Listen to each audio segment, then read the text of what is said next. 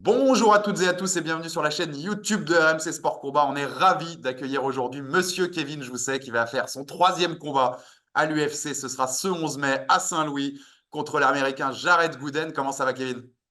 Ça va, super. Et toi, Alex? Ça va, ça va. On est à une grosse dizaine de jours de ton combat au moment de faire cette interview.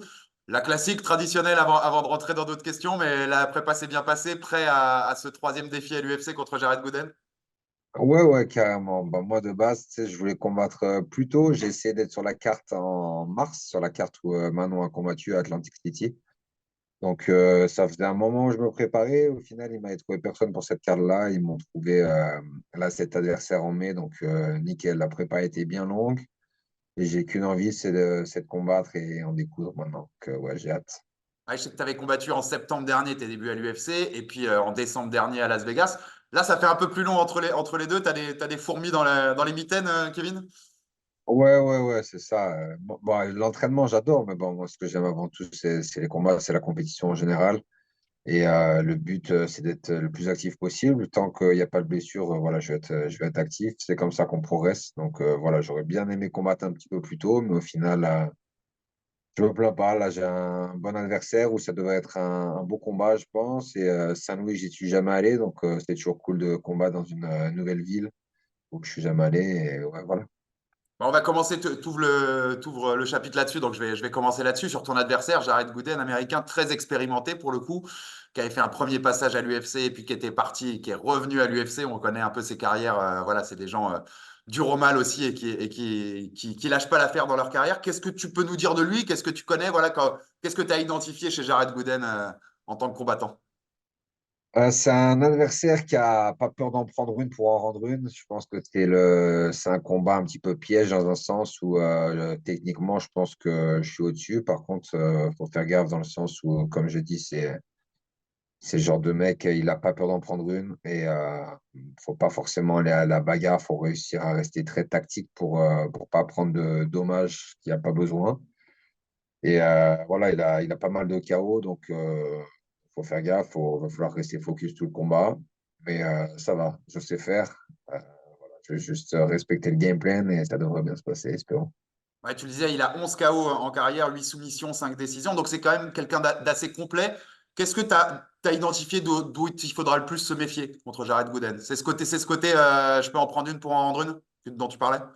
Ouais, c'est ça. Bah, le problème, c'est que dans le passé, avant que je sois en UFC, il y a deux, trois combats où je suis allé à la bagarre, où j'ai pas forcément besoin d'y aller. Il faut pas rentrer dans ce jeu-là contre des mecs comme ça, qui ont la puissance de te mettre KO. Le risque en vaut pas la chandelle.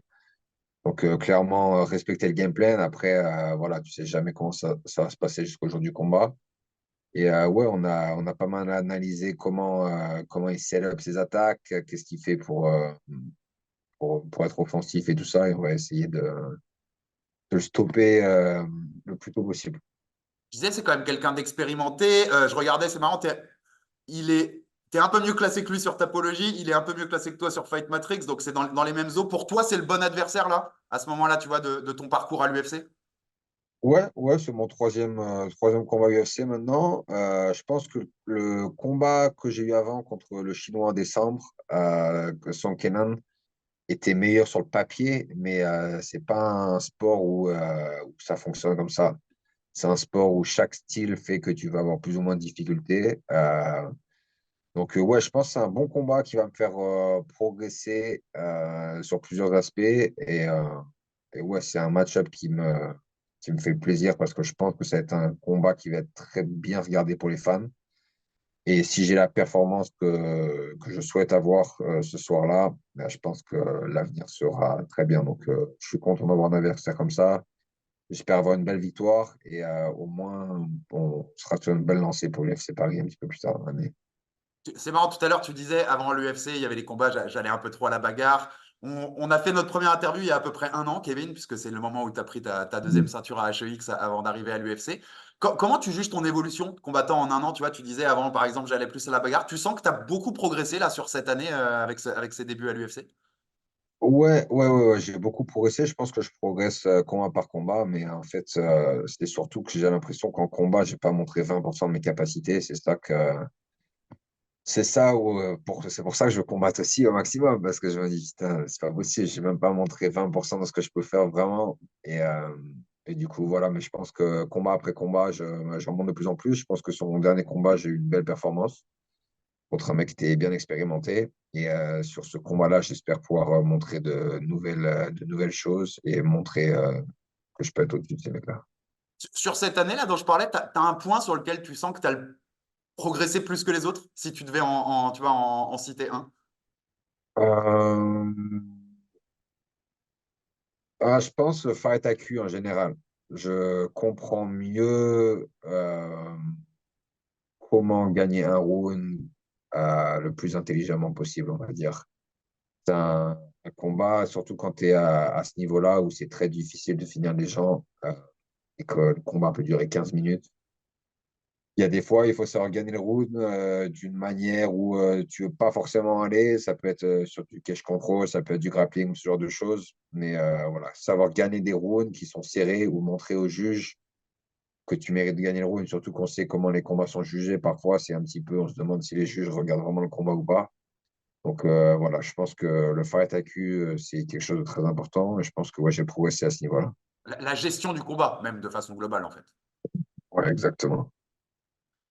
C'est marrant, Jared Gooden, il a débuté en pro, je vérifie, en 2015. Si tu m'avais raconté toute ton histoire et comment tu es arrivé au MMA, en 2015, tu n'avais pas du tout débuté le MMA encore, si je dis pas de bêtises. 2015, je crois que je savais à peine ce que c'était le MMA. Ouais. Voilà. Non, non, on n'avait jamais fait encore, hein. Et là, vous vous retrouvez en 2024 dans la même cage. Tu as l'impression que toi, ton parcours, il va vite, pas assez vite. Comment tu juges par rapport à ça, tu vois, toi qui es assez jeune, en fait, dans ce sport-là, quand même. Il va vite, oui et non, parce que j'ai été dans les sports de combat depuis que j'étais gamin. J'avais 4 5 ans, donc depuis 97, 98, donc ça fait un petit moment quand même. Mais le MMA en lui-même, c'est que depuis 2016 et premier combat pro 2019. Donc ça, oui, c'est rapide. Après, si tu sais à quel point je suis investi dans le sport, le nombre d'heures où je m'entraîne par jour, je m'entraîne 7 jours sur 7. Je m'entraîne tous les matins, tous les soirs, combat, pas combat, je m'entraîne. Donc ça va vite, ouais, mais je suis tellement investi que je pense que ça va juste à la vitesse que c'est censé aller. Et j'ai des objectifs à atteindre et je suis pas là pour perdre mon temps. Je suis là pour les atteindre le plus vite possible. Et je pense que j'ai le niveau pour atteindre mes objectifs. Donc, je vais pas attendre 5 ans ou 10 ans pour les atteindre. On aime toujours entendre ses ambitions. Tu parlais de Song Kenan, hein, que tu avais battu donc, ton dernier combat UFC en décembre à Las Vegas, décision unanime. Avec 3-4 mois là, de recul, comment tu analyses ce combat? Comment tu juges ta prestation de ce soir-là? Je sais que tu voulais le finish, tu l'as pas eu, mais bon, une victoire reste une victoire, on avance, hein.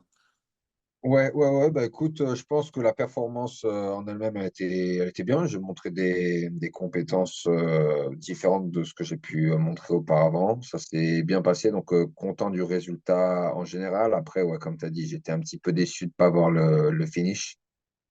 Surtout que ce soir-là, tous ceux qui ont eu le finish ont eu le bonus, donc ça aurait fait plaisir. Donc voilà, ça aurait fait plaisir, mais bon, après, c'est comme ça. Je pense que j'ai fait l'erreur dans le troisième round d'aller dans le grappling alors que j'aurais pu le terminer à la fin du troisième round, surtout quand j'ai revu le combat, mais souvent quand on voit le combat après la vidéo, c'est toujours différent que quand on est dans le combat. Donc voilà, mais sinon je me suis quand même bien senti, j'étais content du résultat, mais là sur ce combat qui arrive, j'espère avoir le finish cette fois-ci. On sait qu'après cette victoire en décembre, tu es venu un peu profiter de la famille et des amis aussi en France, mais tu n'as pas fait que profiter de la famille et des amis. On a reçu, nous, RMC Fighter Club récemment, Aldric Cassata, hein, le coach du Boxing Squad de Nice, coach de Manon Fiorot, Axel Sola, Virgil Hogan, et qui nous racontait que tu es resté plusieurs semaines, enfin que tu devais rester une petite semaine, puis tu es resté un bon mois là-bas. Est-ce que tu peux nous Ouais. raconter voilà, cette expérience, puisqu'on en a fait parler à Aldric, on va te faire parler de toi, de cette expérience, comment ça s'est passé, comment tu as trouvé le travail là-bas avec Aldric et les équipes du Boxing Squad. Est-ce que tu peux nous raconter un peu cette expérience en France, qui était finalement ta première dans une salle de MMA française?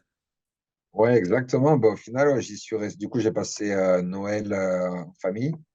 Et ensuite, j'ai passé tout le mois de janvier à Nice à m'entraîner au Boxing Squad avec Aldric et toute sa team là-bas. Et ouais, bah, ça s'est passé super bien. C'est pour ça qu'au final, j'y suis resté plus longtemps que ce qui était prévu. Je me suis vraiment bien entendu avec Aldric et le reste des entraîneurs et tous les combattants de là-bas. J'ai vraiment aimé la mentalité de la team en général. C'est toujours un petit peu bizarre quand tu arrives dans une nouvelle team. Tu sais jamais comment ça va se passer. Ça reste un sport de combat, donc un sport avec ego et ce genre de choses. Donc, tu sais jamais comment ça va se passer. Mais comme j'ai dit, Aldric, il me rappelle énormément mon coach d'ici, Eugene Barman, où j'ai l'impression qu'ils ont vraiment le même état d'esprit. Euh, et les gens dans l'équipe, les combattants sont pareils. Tu es à l'entraînement pour progresser, tu es là pour devenir meilleur, mais tu n'es pas à l'entraînement pour te tuer, tu es là pour progresser. Et voilà, les entraîneurs Aldric et tous les autres entraîneurs du Boxing Squad ont des capacités, des connaissances et tout ça vraiment top. Et j'ai pu apprendre beaucoup quand j'étais là-bas. Et du coup, c'était top. On s'est bien entendu. Et d'ailleurs, je vais y retourner au mois de juin. Top, Ça s'est top. bien passé. Ouais, top, top, top. Et tu disais, c'est marrant, c'est parallèle, tu tirais ces parallèles aussi avec Eugene Berman. On rappelle que tu es dans la salle à City Kickboxing du côté d'Auckland, en Nouvelle-Zélande. Tu as, des parallèles, ouais, tu as, vu au niveau état d'esprit et tout, tu t'es retrouvé dans des choses qui te correspondaient ou que tu pouvais tirer en parallèle entre les deux salles. Et à l'inverse, est-ce que tu as vu des différences? Est-ce que tu as noté des différences? Ouais, je pense que des similarités, il y en a plein. C'est surtout niveau état d'esprit et groupe. Genre, j'ai l'impression qu'au Boxing Squad, comme à City Boxing, c'est un petit peu une petite famille où tout le monde s'entraide et ce genre de choses.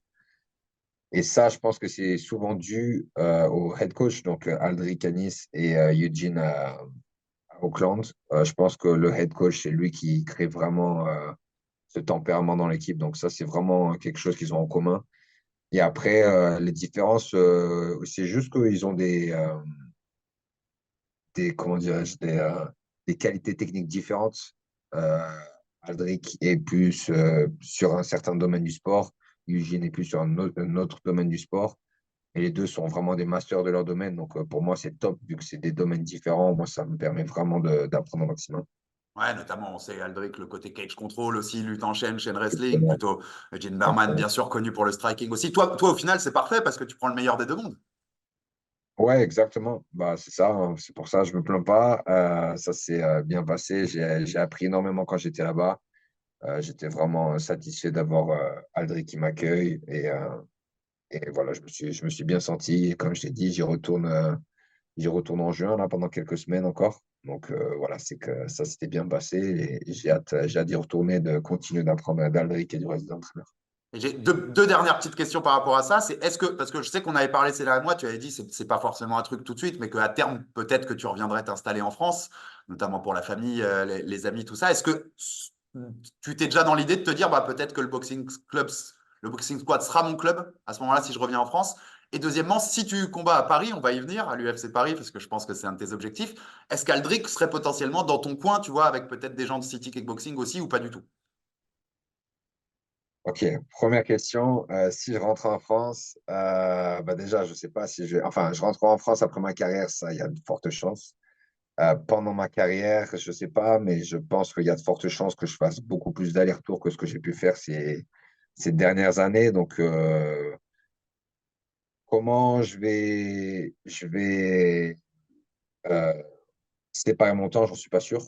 Mais je pense faire beaucoup plus de temps en France que, voilà, que ce que j'ai pu faire précédemment. Donc, clairement, euh, ça se passe très bien à Nice. Donc, je me vois venir à Nice assez régulièrement. Si tout continue à bien se passer comme ça, pour moi, c'est top. Donc, ouais, ça, ce serait clairement une option. Après, et ouais, je me vois pas aller vivre à Paris, quoi. Je sais qu'à Paris, il y a plein de bons clubs aussi de ce que j'ai entendu dire, mais à Paris, j'y ai vécu à l'époque où je faisais encore beaucoup de judo. Et Paris, pour moi, c'est bien quelques jours en vacances, mais y vivre, c'est plus trop mon truc. J'ai donné, donc voilà, Nice, c'est bien, c'est la Côte d'Azur, il fait beau, il y a la famille qui est pas loin. Donc, voilà. Et après, si je combats à Paris, et oui, je vais combattre à Paris, est-ce qu'il sera dans mon coin? Je ne sais pas, ça va dépendre de plusieurs choses. Déjà, ça va dépendre de qui vient de ma salle. Là, je sais que par exemple, à mon combat, j'ai mes trois corners déjà qui viennent. Donc, on est autorisé à seulement trois corners. Si kickboxing, il y a peu de chance. Si j'ai deux corners, ce serait plus avec un grand plaisir que j'aurai Adric en plus. Si jamais il veut bien venir dans mon coin, bien sûr. Après, si j'ai le droit à 4 corners, ce sera encore mieux. Dans ce cas, oui, sans aucun doute. Mais on verra d'ici là. Je pense que d'ici septembre, c'est encore loin. Donc, on verra, mais c'est pas impossible. C'est pas Ouais, ouais. impossible du tout. Non, mais en plus, je te disais ça en mode, c'est vrai que ça peut être cool aussi d'avoir un corner français pour la première à Paris. Ça C'est peut clair. avoir du sens. On y vient. C'est clair. Monsieur Kevin Jousset, tu vas faire ton troisième combat à l'UFC. Le premier était à Sydney, le deuxième était à Las Vegas, le troisième était et va être à Saint-Louis. Donc, un globe-trotter des combats UFC. Le quatrième, c'est Paris. On est d'accord? Ouais, il n'y a pas le choix. Je t'avoue que de base, je voulais recombattre entre deux. Mhm. De base, je m'étais dit, ouais, je veux combattre là en mai. Si ça se passe bien sans blessure, je veux recombattre avant Paris. Sauf que j'y ai pas mal réfléchi et j'ai pas envie de prendre le risque de recombattre entre deux, peut-être me blesser et de pas être à Paris. Donc voilà, déjà, je suis à 100% focus sur ce combat le 11 mai à Saint-Louis parce que je veux pas brûler les étapes et voilà, c'est combat par combat. Donc, je suis à 100% focus sur ce combat.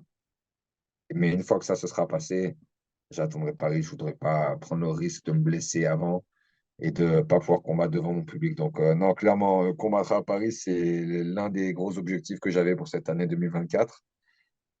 Et ouais, si je suis 3-0 UFC, ce quatrième combat UFC à Paris, ça serait magnifique, ouais. Ça serait magnifique. Et t'en as déjà parlé? Enfin, c'est déjà quelque chose, tu vois, ton manager, quand je dis toi, ton manager ou ton équipe, c'est déjà quelque chose que vous avez plus ou moins acté avec l'UFC ou pour l'instant, il n'y a rien et c'est toi juste ta volonté? Acté, oui et non, mais par exemple, à mon premier combat UFC, donc, qui était à Sydney en septembre dernier, après mon combat, j'ai vu Dana White lui-même et Hunter qui m'ont tous les deux dit, ouais, l'UFC en France, ça explose, pour toi, c'est nickel.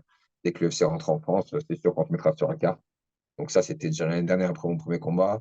Et ensuite, ils m'en ont reparlé après mon deuxième combat à Las Vegas.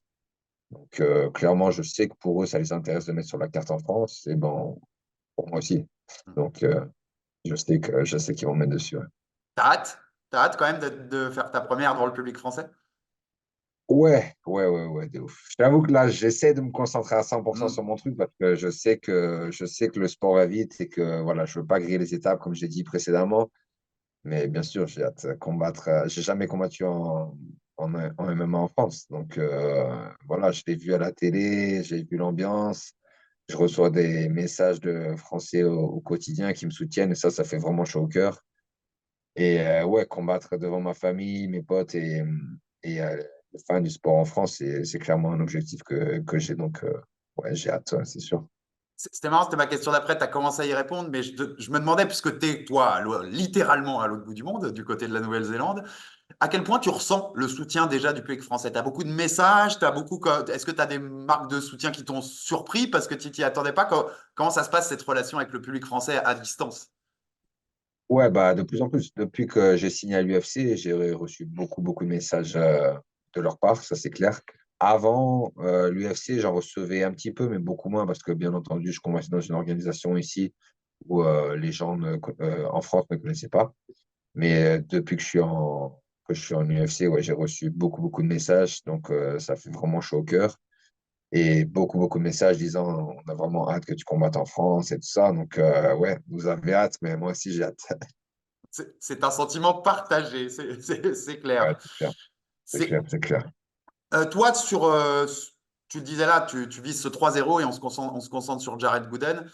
Après, on fait de l'hypothétique, tu nous connais les journalistes, on a toujours un coup d'avance dans les questions, mais t'aimerais un vrai step-up sur l'adversaire suivant, tu vois, t'aimerais vraiment te rapprocher. Si ça gagne là le 11 mai, et c'est tout ce qu'on te souhaite, Kevin, t'aimerais un vrai rapproché du top 15 pour Paris.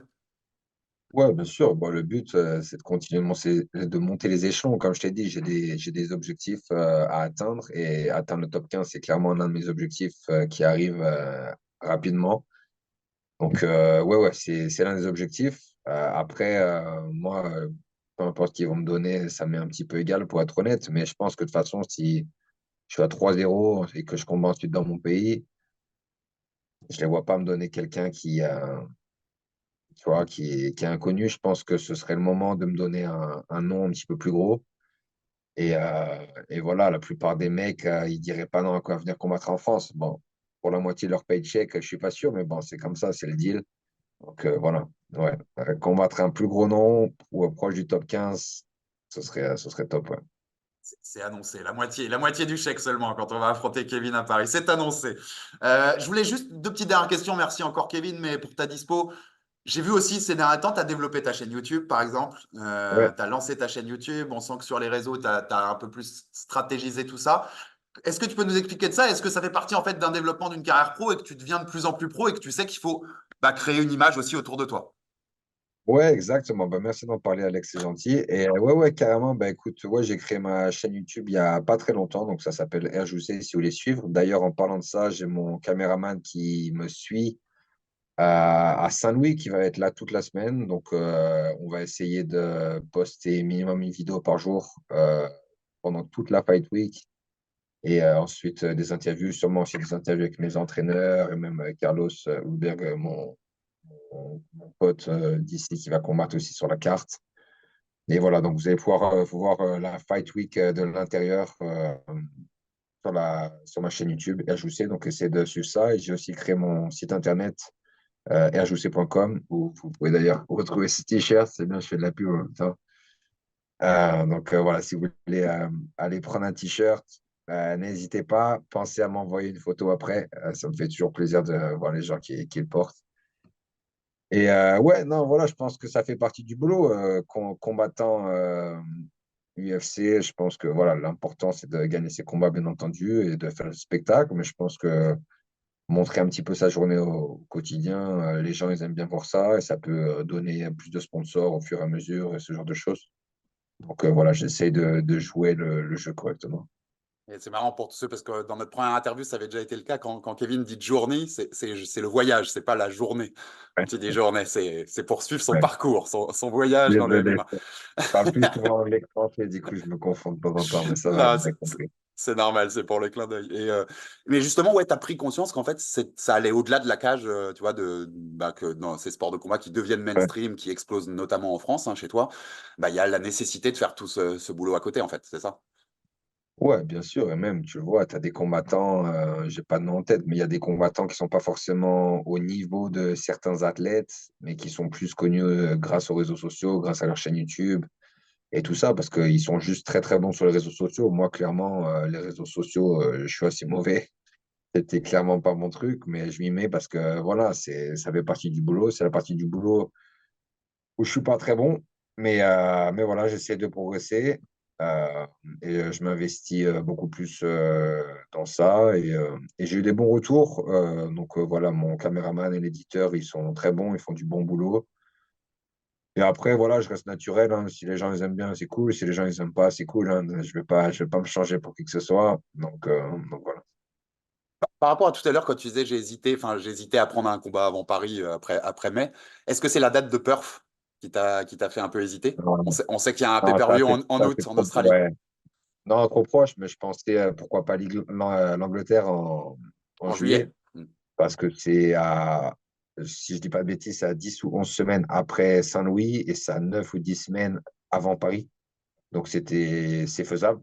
Sans blessure, c'est faisable. Mais comme j'ai dit, je veux pas prendre le risque de pas combattre en France. Donc, je pense pas que je vais le faire. Après, je me connais, hein, si l'UFC m'appelle, ils me disent, ouais, on a un match important en Angleterre. Je dirais, ah, ok. Mais à une condition, vous mettez quand même sur Paris, blessure ou pas. Mais bon, on verra. Et comme ça, on aura l'occasion de te voir deux fois, puisque l'Angleterre, c'est pas loin. On peut y faire un saut très clairement. Et je vais finir obligé, parce que ça, on sait qu'il y a beaucoup de rumeurs sur un combat de retour pour Israël Adesanya, justement, à peur peut-être contre Dricus Duplessis. Enfin, en tout cas, c'est des rumeurs qui tournent. Comment ça va? Qu'est-ce que tu peux nous dire sur Israël? Comment ça va? Est-ce que tu le vois à l'entraînement? Est-ce qu'il est déjà à bloc? Et qu'est-ce que tu peux nous dire sur son potentiel retour et à quel point il est en forme? Ouais, ouais, bah écoute, ouais, je l'ai vu ce matin, on s'est entraîné ensemble. Ouais, ouais, il est de retour à l'entraînement. Ses blessures, ça va beaucoup mieux. Il a pas mal de blessures à régler qu'il avait depuis un bon moment, depuis bien avant même son dernier combat. Mais là, le corps va beaucoup mieux de ce qu'il m'a dit ce matin. Et de retour à l'entraînement. Après, voilà, le combat n'est pas encore confirmé à 100%, mais il y a quand même de fortes chances que ça se passe comme les rumeurs l'ont dit. Voilà, j'espère qu'il va combattre contre Dricus Duplessis en août, là, à Perth. Ce serait top pour lui. Ils ont pas mal d'histoires ensemble, voilà, ce serait un beau combat. Et ouais, je pense qu'il peut gagner ce combat, donc ce serait top. Ouais. Et j'ai une autre rumeur sur les gens que tu connais et que tu côtoies. On a en rumeur aussi un possible Dan Hooker à Paris contre Monsieur Benoît Saint-Denis.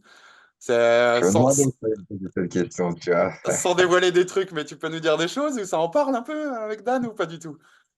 Je lui en ai parlé en plus. J'en ai parlé il y a... quand il est revenu de Vegas, là, il y a, je sais pas, il y a 4-5 jours, comme ça. Et je lui ai dit, c'était quoi cette histoire là, entre toi et Benoît et ça? Et il m'a dit que pour le moment, il n'y avait rien d'officiel, que lui, euh, en gros, il souhaite combattre plus tôt, parce que ça fait un moment qu'il n'a pas combattu. Maintenant, il est de retour à l'entraînement depuis un bon moment, il fait sparring et tout ça. Donc, lui, il aimerait combattre plus tôt. Mais connaissant Dan, s'il peut combattre plus tôt, ça ne veut pas dire qu'il ne va pas combattre en septembre aussi. Donc, je pense qu'il ne dirait pas non à combattre avant, en juin, juillet, qui que ce soit, et pourquoi pas combattre en septembre. Après, voilà, je pense que pour le moment, il n'y a rien du tout d'officiel ou quoi que ce soit. Je pense que c'est juste un nom qui est un petit peu sorti comme ça. Mais Mais ça, en dans tant l'idée, que ça, fan, c'est un bon combat. Ouais. ouais, C'est un en bon tant que combat. fan, clairement. Et toi, dans l'idée, ce serait plutôt cool. Si jamais tu es à Paris et que si jamais, hypothétiquement, Dan était à Paris, c'est aussi, enfin, tu vois, tu as quelqu'un Ouais, du club, ouais, ouais, quoi. bah, c'est clair. Si on est deux de mon club à venir, c'est toujours plus simple. Au moins, on a vraiment toute l'équipe de coach en plus qui vient.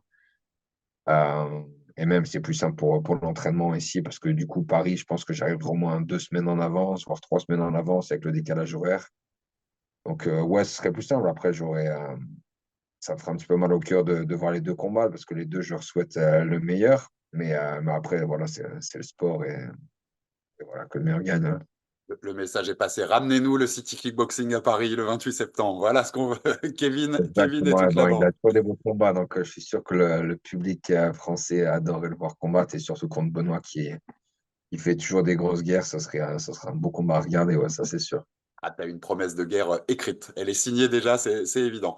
Merci beaucoup, Kevin. Un petit dernier mot, c'est le passage obligé aussi, comme la première question qui était obligée sur la prépa la dernière. Ta petite prédiction pour le combat contre Jared Gooden. Donc, on rappelle le 11 mai, ce sera à Saint-Louis et surtout à suivre sur RMC Sport, bien sûr, en direct. Comment tu vois ce combat se dérouler et comment tu le vois se finir, surtout? Je vais dire une chose, si je termine pas le combat, si j'ai pas un finish sur ce combat, je serai déçu. C'est annoncé. On aime ce genre d'annonce. Merci beaucoup, Kevin. Et donc, dernier appel, le 11 mai, bien sûr, sur RMC Sport. Kevin Jousset, troisième combat à l'UFC contre Jared Gooden pour se rapprocher de plus en plus du top 15 chez les welterweight, chez les moins de 77 kilos. On envoie plein de force, Kevin, bien sûr, tout le public français comme nous, pour ce combat-là. Et on le suivra avec beaucoup, beaucoup d'attention à ta performance. Merci beaucoup, Kevin. Super, merci beaucoup Alex. À plus. Merci. Salut, salut, Ciao. merci.